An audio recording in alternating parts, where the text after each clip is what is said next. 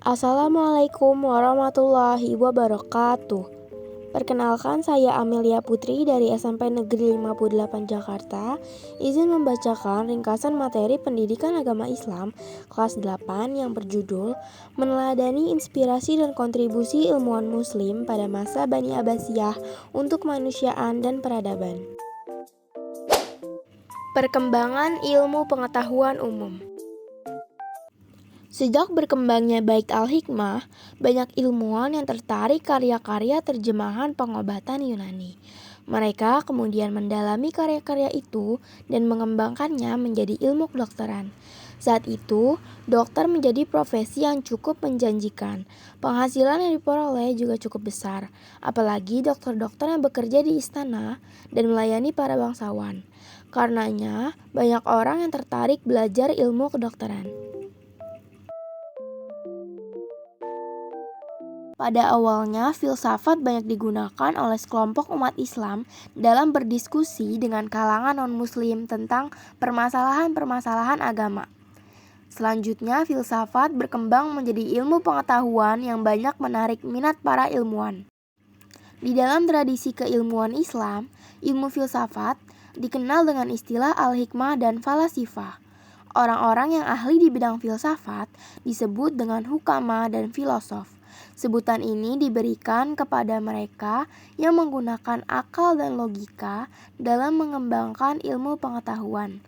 Beberapa filosof yang ternama pada saat itu diantaranya adalah Al-Kindi, Al-Farabi, dan Ibnu Sina.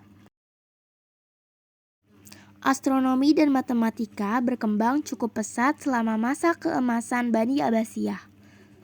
Pada masa Khalifah Al-Ma'mun, dibangun sebuah observatorium astronomi di Baghdad.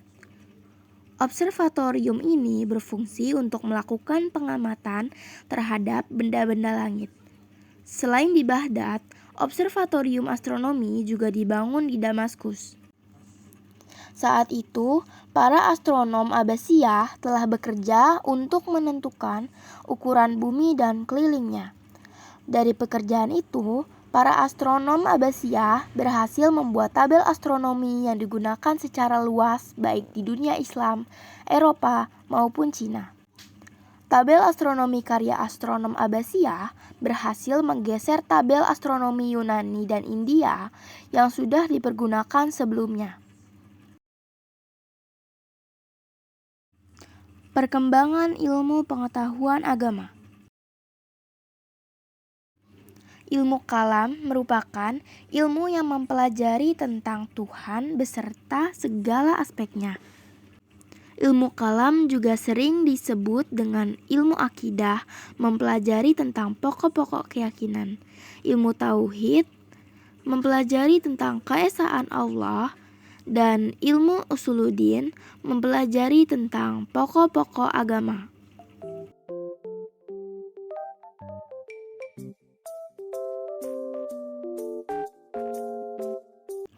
Ilmu fikih adalah ilmu yang mengkaji hukum syariat Islam dari segi-segi formal peribadatan dan dalam berinteraksi sosial. Ilmu fikih termasuk yang paling kuat mendominasi cara beragama seorang muslim. Disiplin ilmu fikih berisi tentang pemahaman mengenai pelaksanaan hukum Islam, baik dalam hal ibadah maupun muamalah, yang bersumber dari Al-Quran dan hadis Nabi Muhammad SAW. Pada masa dinasti Abbasiyah, dikenal 4 ilmuwan fikih yang disebut sebagai imam mazhab. 4 mazhab itu memiliki pengaruh yang luas di berbagai wilayah dunia Islam.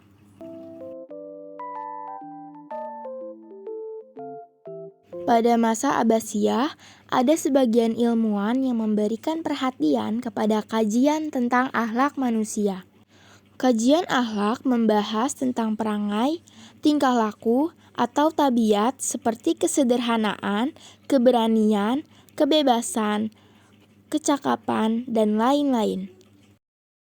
Ilmuwan yang memiliki perhatian di bidang akhlak pada saat itu diantaranya Al-Mawardi, Miskawayh, dan Al-Ghazali.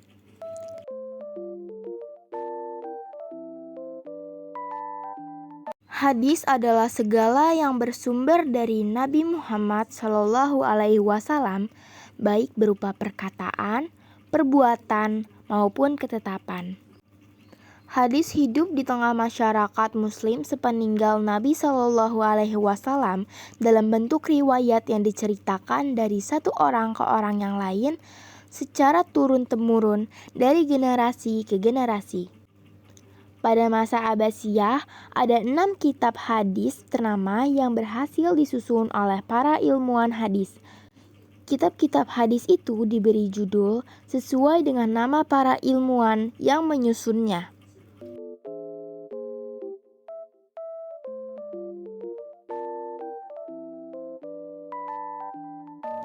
Ilmu tafsir adalah ilmu yang dikembangkan untuk memahami isi kandungan Al-Quran.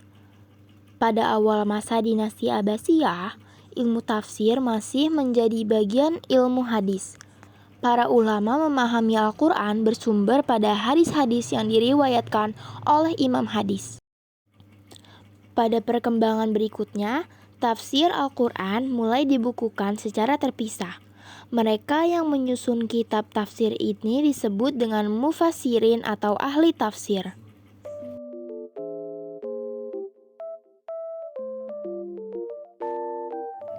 Sekian ringkasan materi pendidikan agama Islam kelas 8 bab 10. Mohon maaf jika ada kesalahan. Terima kasih atas perhatiannya. Wassalamualaikum warahmatullahi wabarakatuh.